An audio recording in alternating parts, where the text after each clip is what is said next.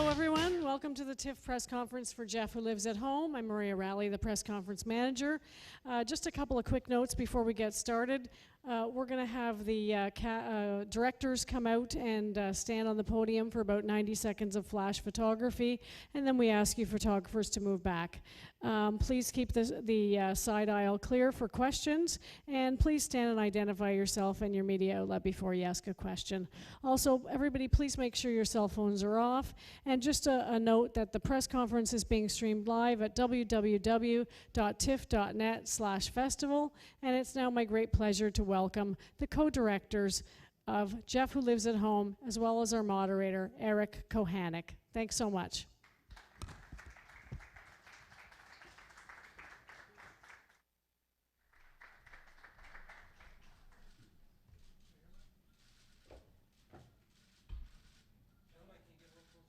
Sure.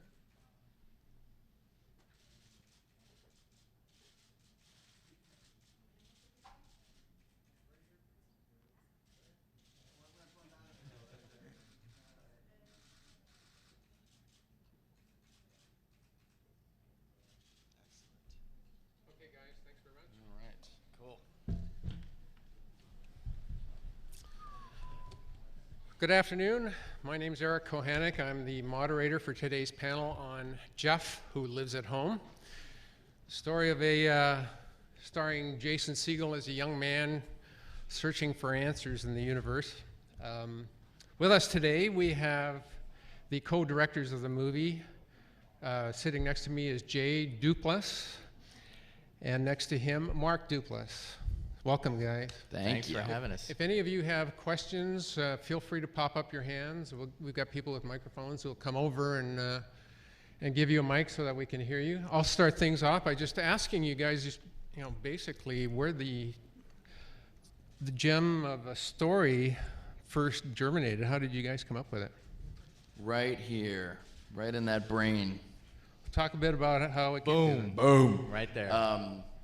Well, our movies are very character-based, and we kind of love digging into the funny and the sad things that we all do, trying to get by in the world. And the character of Jeff sort of sprung from that feeling of, is this it? Is this my destiny?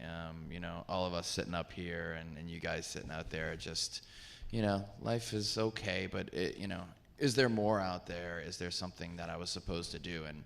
And we love the idea that Jeff, who's sort of this dreamer / stoner living in his mom's basement, would one day head out into the world in search of wood glue on an errand for his mom. And because he pays such minute detail and attention to detail, he starts to discover that the universe may be sending him signals about his destiny. And it's sort of all about, finding the fun and the magic in the epically small things in life. And when you guys set out to co-direct something, how do you decide who directs what? We've never done it any other way, so it's hard to tell. And we haven't really set out to do anything any particular way. I mean, Mark and I have always done creative things together since we were, 10 and 7 years old, making stained glass out of plastic Mardi Gras beads, contaminating the household with, Chinese fumes, I'm sure. But, when we work together, I mean, it is almost like a cavemanish kind of process where we are literally, because I think when you look at the forms of what people do on a film, they have this job and you do this and this is what you say when you do this. But for Mark and me, directing a movie or really doing anything creative, it's all about just reacting to the piece of art that you're making and making decisions about what you want to see next. I mean, that's really the critical question that we always ask ourselves is, what do we want to see next? Whether we're writing it, whether we're shooting it, whether we're editing it. Everything is a negotiation between us and sort of looking at what we're creating and then deciding about it. Now, was most of this scripted, this film, or? Yeah, we do employ a lot of improvisation in our movies, and we definitely believe that if you have a loose, organic approach to your material, you'll get some really amazing surprises. That said, we work from a traditional script, and the story of Jeff Who Lives at Home is about someone who's sort of following the signs of his destiny. So in that way, it's a heavily plotted film. But inside of those moments, particularly when it pertains to dialogue, we really just believe that if you allow your actors the freedom to re-say the things that you've written in the way they want to say them, you'll inevitably get a more organic and realistic performance. We've also found that when you're asking someone to give you millions of dollars, it helps to have a script. Yes, they like that. Talk a bit about Jason Segel and recruiting him. How difficult was it to get him? Did you guys know him before? The We way knew him a you little get bit, Jason Segel is you have your producer Jason Reitman call him on the phone, and then you have drinks with him, and then you're making a movie. No, I think the interesting thing about Jason is, he is like kind of comedy gold in a lot of ways. We've seen him, just be funny by looking at him, which is great. But he's done a lot of straight comedies, and when we met with him, we kind of quickly realized that he sees the world in a very similar way that Jay and I do. He sees the funny and the sad in these moments, and it was important for us that, while Jeff Who Lives at Home is a comedy, it's in some ways kind of a dramatic, somewhat sad existential comedy about these people trying to find their way in the world. And Jason, in particular, expressed a desire to break out of some of the straighter comedies he was doing and do something with a little more of a dramatic bent to us. So this movie, in a lot of ways, was a perfect transition for him because it's the DNA and form of a comedy, but the style of comedy is much more of, I guess, what we call that sad funny. Those things where you don't know whether to laugh or cry at, and those conflicted feelings you have, and he just does that very well. Once again, if you have any questions, feel free to pop up your hand so we can get a microphone. I think to we're you. just so eloquent. We're clarifying things. We got it. We got it covered, you guys. Yeah. Talk a bit about the rest of the cast, and Ed Helms is particularly great as the brother, the paranoid brother. Yeah. Yeah. Was it again Jason Reitman coming into it, or? Honestly, I mean, that's kind of a joke, and Jason is an incredible producer and facilitator. I mean, you really can't hope for someone better to help you put a movie together. But, I mean, for me and Mark, this movie was, like all of our movies, it's a personal movie about something that we really believed in and thought would be funny and dramatic and, make you cringe and laugh, hopefully, at the same time. All of the actors, it was really important to us that they really liked what we did because we do something pretty specific. Like Mark was saying, it's really dramatic first, and the comedy hopefully comes from the characters and from the emotions that are there. And so, a lot of actors, Jason and Ed in particular wanted to do something a little more dramatic, and I think, that's really exciting for us to do something different with them, and hopefully, people feel like they are doing something that's really stretching what they've done in the past. And in particular for Susan Sarandon, it can be it's intimidating working with an Oscar award winner, staple of the industry. And it would have been really easy for her to come into the room and just say, guys, we're not doing it this way. We're going to put this light, and we would have just obeyed very carefully. But she didn't do that. She really liked what we had done before. She was a big fan of even some of our smaller movies, and she wanted to play in our weird little caveman world. And I think for me and Mark, that's the most important element of working with actors because we are doing a lot of improvisation. Instead of trying to exact a perfect scripted moment on set, we're really just trying to create an environment where lightning can strike and some inspired version of this idea can happen on set. And you need really brave people and patient people, and our movies, I think, look fun, and I think they're fun to watch, hopefully. But when you're on set, it is a lot of work, and you're kind of, as an actor, you're sitting in a lot of confusion, and that's a really hard place to be. So all these actors were incredibly courageous and game and just sort of open to finding the story with us as we went along. But how did you know Ed Helms before? Did you?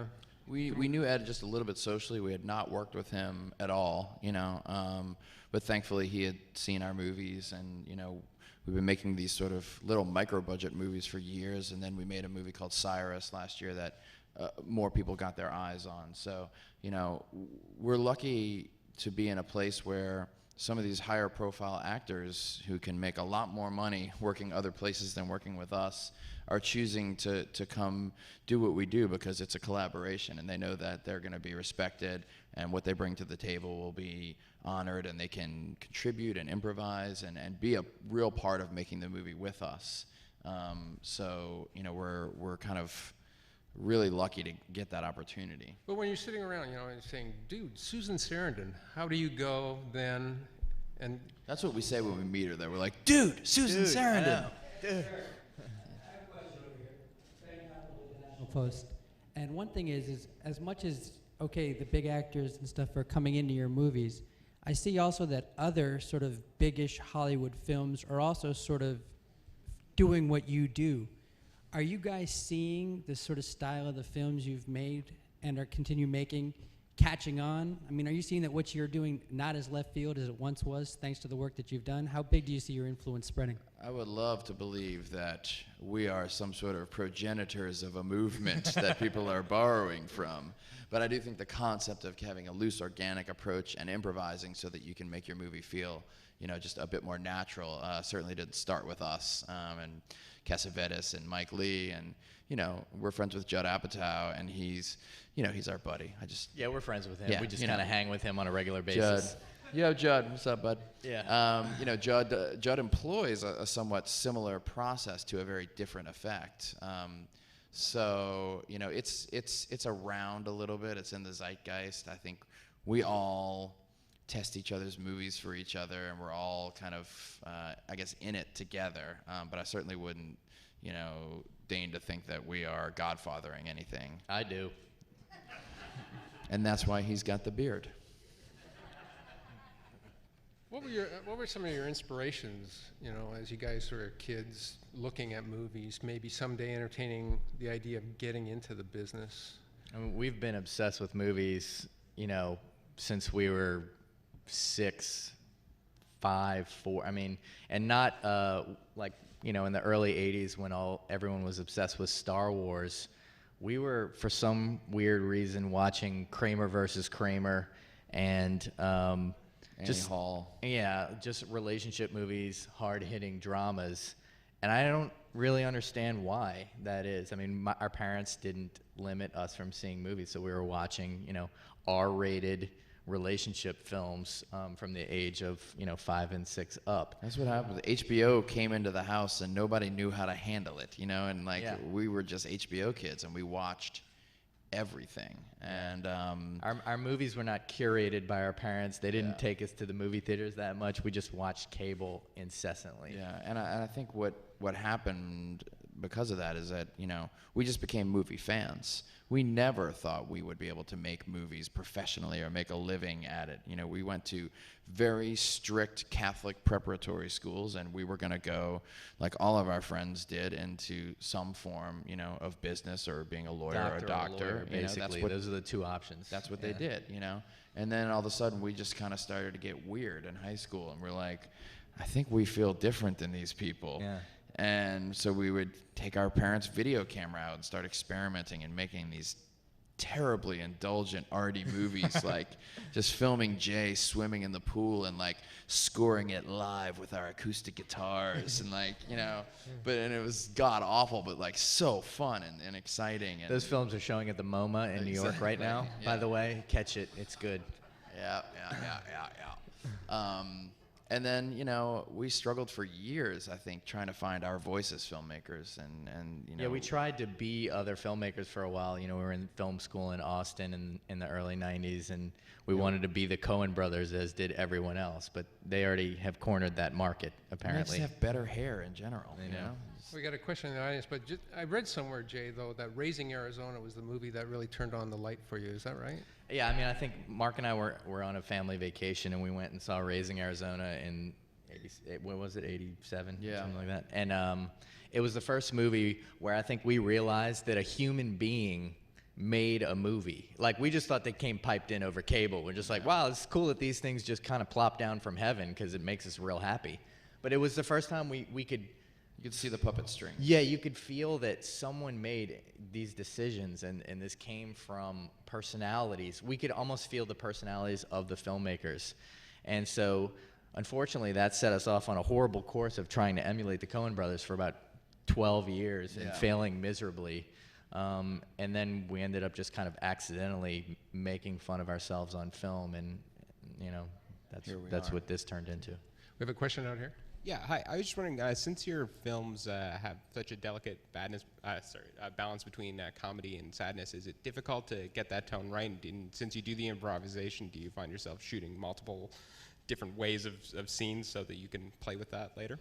Yeah, managing the tonal continuity of our films is the hardest part of the process for us, because we do really appreciate slipping in and out of the comedy and the drama. Attenuating those levels takes quite some time. So we take up to 9 months to edit our movies. We test them quite a bit, see what's working on the audience members.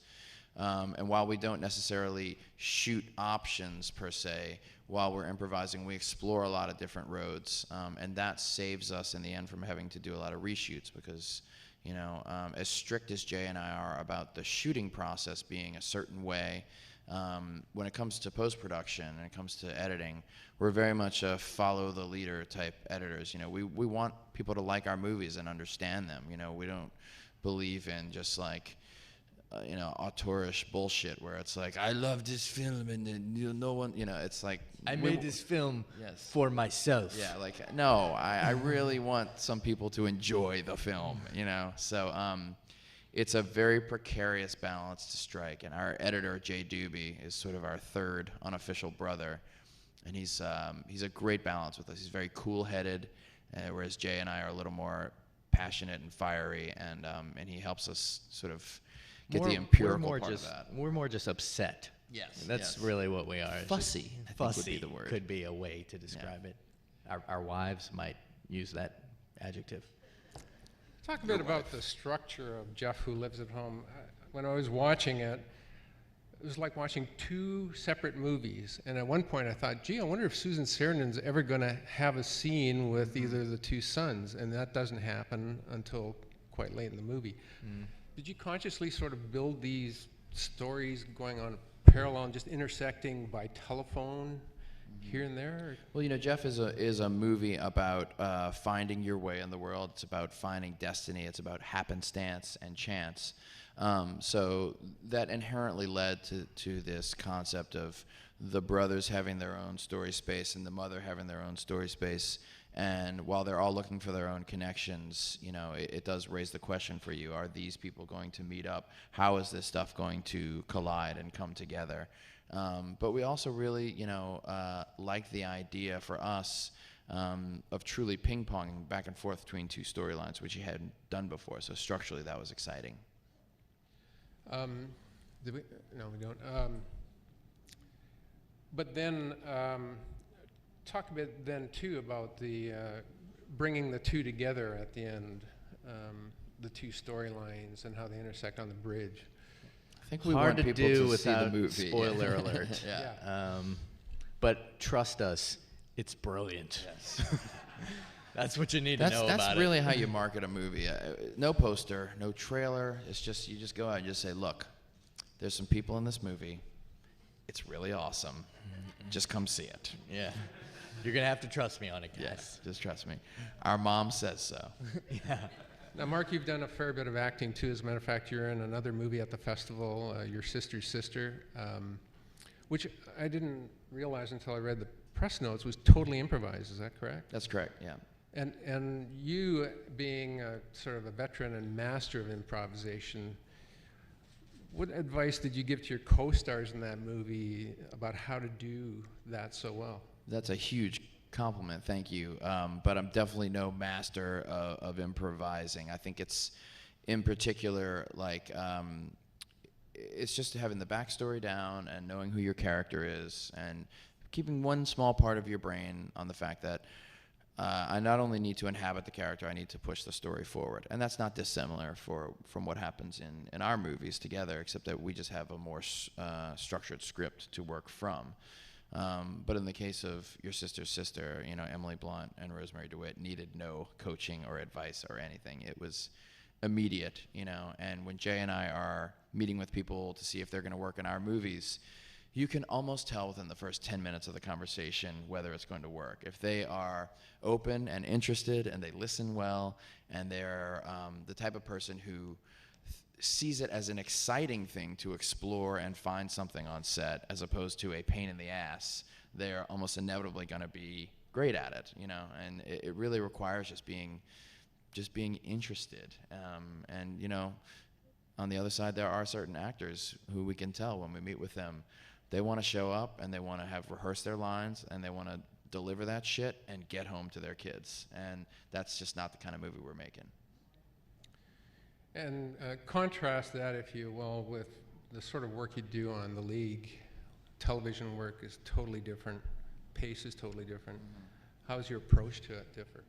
The League is a very separate entity. While it is a completely improvised show, there's really very little emotional content on The League. It's like it's a joke bag, you know, and it's really about finding the greatest jokes you can. And on some level, I find myself outclassed on that show by my co-stars a lot because they're in stand-up, they're trained very, very well in sort of, you know, this true comedic improv. Where what Jay and I are doing in our movies is kind of we improvise the comedy, we improvise the drama, we improvise the exposition. You know, the whole thing is kind of improvised.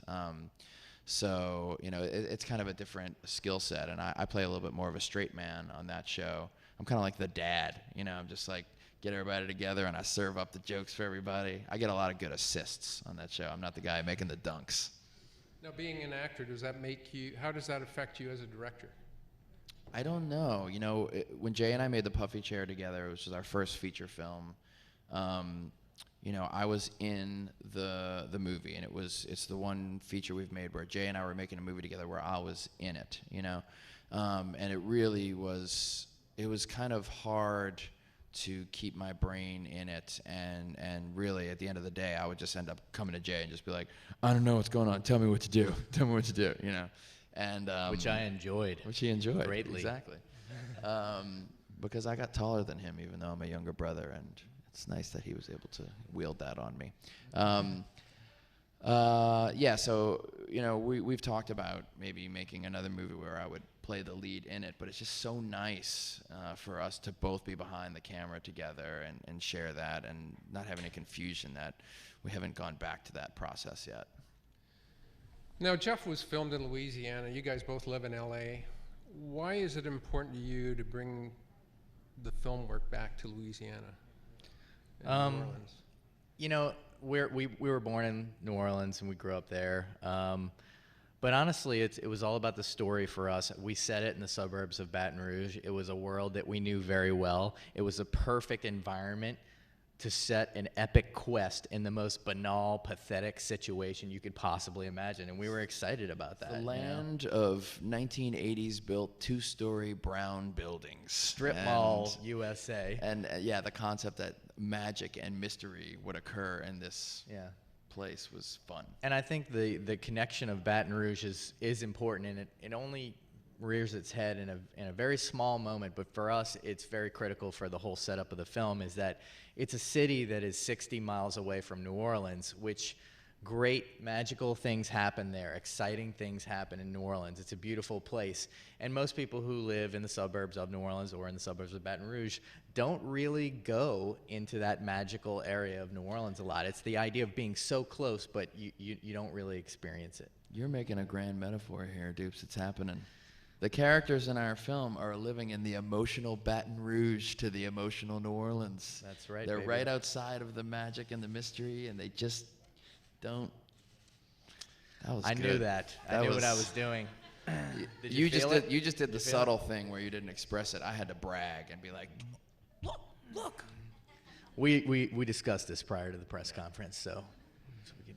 Talk a bit too about the music that you chose for the film, and how that came about. What made you make those choices? Well, we have a very close relationship with our composer, Michael Andrews, who is not only a good friend of ours, but a guy who started in a small indie world like us.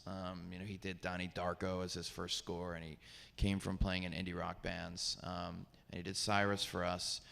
And when we were starting to make Jeff, we realized that this movie was as tonally precarious as any we had ever made. Drawing that line between the drama and the comedy, was going to require every effort that we could to get it right. And music ended up playing a huge part in that.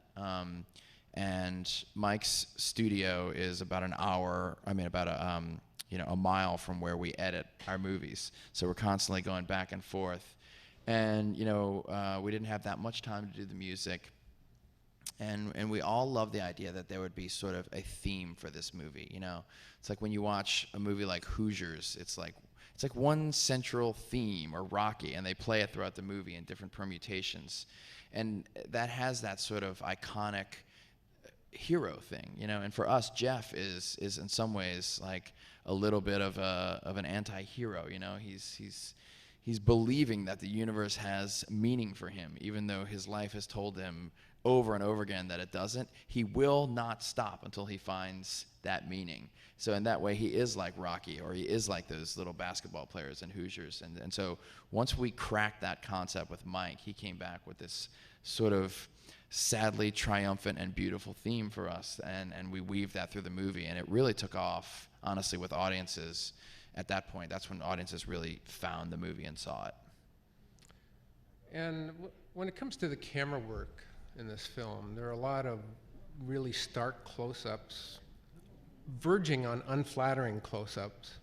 Unflattering close-ups, Yeah, yes. Talk about, what made you make those choices in terms of the There's a grown man crawling on the floor behind us right now. Just wanted to say that. Go ahead, you can He wave. just brought me some water. Thanks, buddy. Like I said, guys, the unlikely heroes. That's right. They're everywhere. You just have to pay attention. Yeah. Mark and I we're obsessed with what's going on right here. I mean, that's the only way I can really say it. We feel like, what the worst thing that happens in most of our movies is just like somebody's feelings get hurt really, really bad, So we're working in a very narrow range of drama, but we've found that if you crush the graph a little bit, or the frame, you still hit your peaks and your valleys. It's just like people aren't getting murdered and, all kinds of crazy things happening. Or maybe they do. Who knows? Who knows? So I don't know. We're obsessed with faces, and I don't know. It's just, we find that, especially with the really subtle human expressions that we're using to convey our plot, like our plot is heavily conveyed by the reactions and the emotional states of the human beings in the movie. We just always want to be in there. And in terms of the way the camera moves around a lot, even though we are making bigger movies now, we still do not stage shots. We do not we do not put X's on the ground, and we actually shoot an entire scene all in one take. And there are, one or two or sometimes even three camera operators there capturing something as it happens. So when you see a camera shaking or zooming in or trying to find its place, it's not specifically because we want movement there. It's just specifically because the actor went to a place where we didn't know they were going to be, and we're just trying to be there when the moment happens. So it's definitely a true documentary style of shooting, because we really don't know where they're going to go or what they're going to do in the moment. We have time for only a couple of questions, so if you have any, please stick up your hand. Going back to that, this movie sort of straddles the line. It is a bigger movie. It's got big name actors in it. Compare that and contrast that to working with non-professionals And now, is this now the direction that you want to go all the time, or do you feel drawn back to the? Yeah, I think the non-pro? it's an interesting question. You know, versus the non-professional actor, professional actor. I mean, in all fairness, all the actors we work with are actors by trade. They just happen to be non-famous, I guess would be the right terminology. But they're always, you know, really great actors. So from a creative standpoint, it feels very much the same while we're inside of the scenes with them. You know, for us personally, you meet a famous person, you freak out for about 5 minutes, and then all of a sudden you're like, oh, you're just a normal person like me, and that goes away. The big difference is what kind of car they show up in at set. That can change from time to time. 86 Corolla, probably not famous actor. Not gonna happen. Non-professional. But in terms of the smaller scope movies or the bigger scope movies, you know, we talk about this a lot, and you know, for us, there's two big factors. One, what is the DNA of the movie? Does the movie require a big budget? If the movie does not require a big budget, don't make it with a big budget. We believe in being financially responsible with our movies. We want them to not only get out into the world, but to make money so that we can continue to make movies. That's important, you know. And so we have a bevy of movie ideas, some of which are very tiny, and you know, we might make those out of our pocket like we used to when we were younger, and some of which, like Jeff, were a little bit bigger. And we've had the script for Jeff hanging around for about 5 or 6 years, and we're only at the place in our career last year that we could get to make it. So it really is a question of what's appropriate for the film, and you know, also like, all right, do you feel like we can lead a 100-person crew this year, or should it just be boiling it down to you and me? And you know, that changes every day for us.